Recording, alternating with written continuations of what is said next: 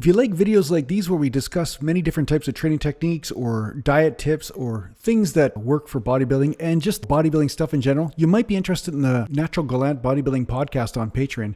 The link is in the description. Train the muscles, not the joints.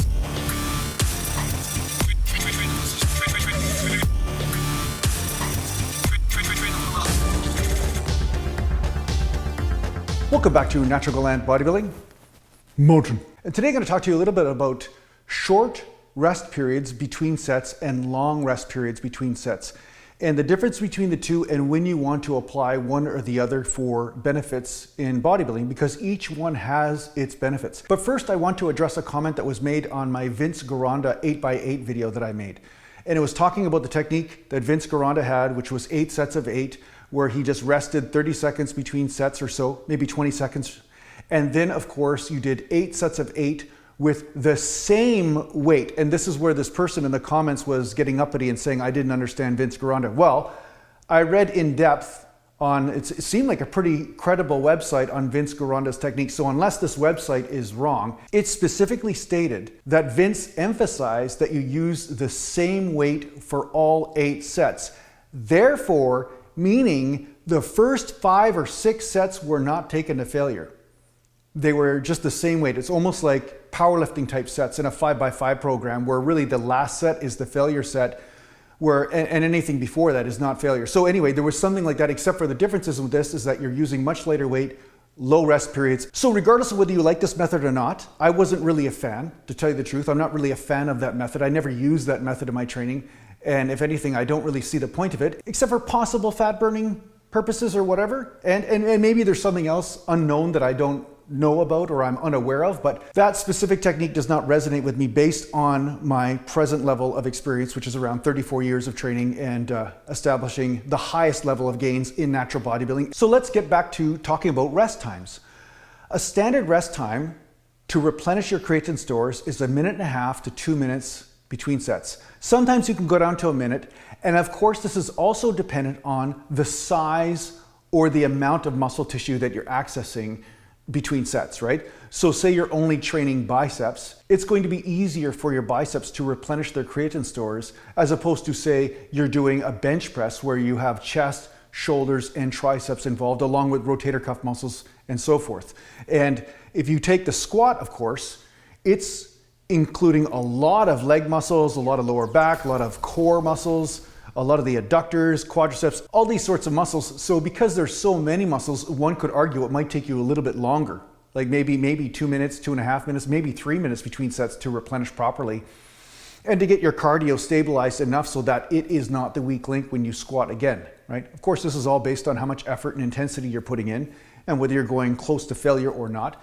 But of course, we have to say that there is a certain threshold of time that it takes for the creatine to be replenished, so that way your next set will be performed at its top, meaning you could push the muscles into a deeper level of failure based on a lot of workload, like you can accomplish more or you can lift more for the same reps. So because of this, there have been some studies, I'm sure. I looked up one on PubMed or whatever, and basically it said that the longer rest period was better for putting on strength and for muscular coordination, such as for powerlifting and for performance in general. And that would explain why powerlifters or people that are lifting heavy weights with the primary focus of getting stronger tend to rest longer between sets.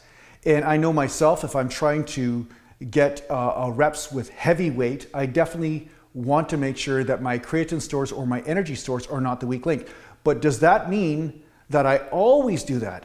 And I would say no, because if you do not let the creatine stores get replenished, then other muscles have to step in, or other systems, or whatever it might be. I mean, I'm not an expert on the Krebs cycle, right? Or the cycle of how the energy is produced in the body and so forth. But one could argue that other energy stores and other pathways start to come into play to fight the failure that happens in the muscle because of exhaustion when you're doing shorter rests between sets. So in this study, it said that there may be some sort of growth hormone reaction or some sort of response via the growth hormone pathway when you're doing only 30-second rest between sets or 20 seconds or something that is suboptimal to replenish your creatine stores. So what I usually do, or what I do sometimes when I want to lift lighter weights, or I want to get a really good pump, but I want to challenge through a different pathway, is that I'll take only 20 seconds rest or 30 seconds rest between sets tops, and just pump out as many reps as I can and continue that until I'm exhausted. Like maybe I'll do 5, 6, or 8 sets like that, depending on the exercise I'm doing. And of course, I'm always aware that because of the failure that's going on and extreme exhaustion, I'm not doing this technique with movements such as squats, deadlifts, or even bent over rows, like movements that include a lot of the lower back, where you need your lower back to not be exhausted, because that's what stabilizes the spine. So if you're going to use a technique where you're using super short rest in between sets, I would exclude the big compound movements where you're using a lot of lower back, right? Because there can be a danger of injury. So that said, I hit the muscle from different pathways.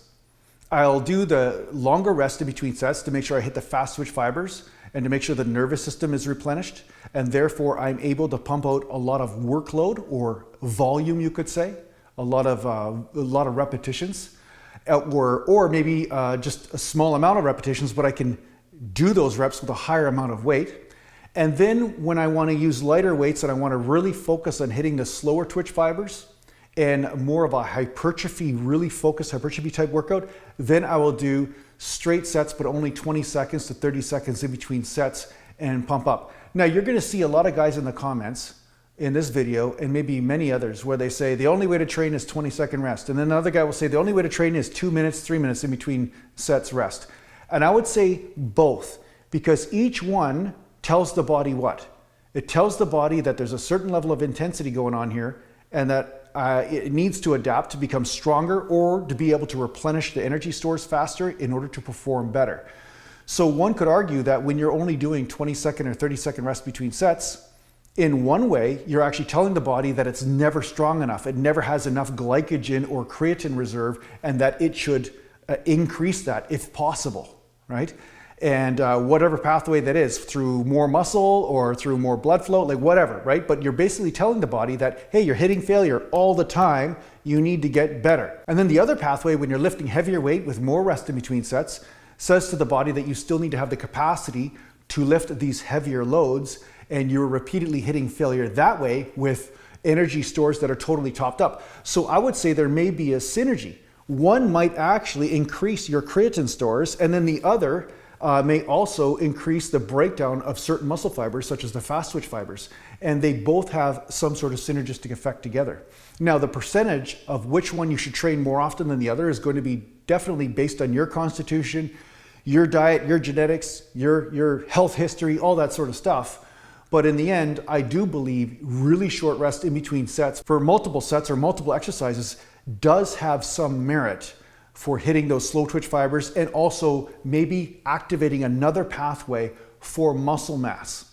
So yeah, just because the standard foundation protocol is 1.5 to 2 minutes between sets doesn't mean that that is set in stone forever. And I do encourage you to experiment with other techniques to see which ones really seem to activate the system and to maybe stimulate some sort of growth, especially when you're hitting a plateau. Because there's gonna be times when you're doing the standard 2 minutes rest between sets, or 1.5 minutes, and no matter what you do, it doesn't seem like you're getting bigger, it doesn't seem like you're getting stronger, it doesn't seem like you're feeling better or more energized, and you almost need to break up the system somehow or activate a different pathway in order to crash through that sort of barrier. So yeah, I encourage you to try that out. Mountain.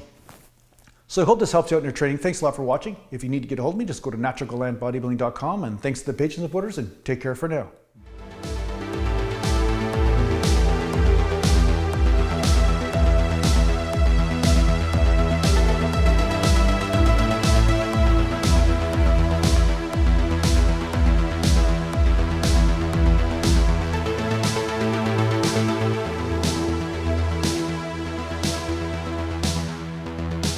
Natural Gallant.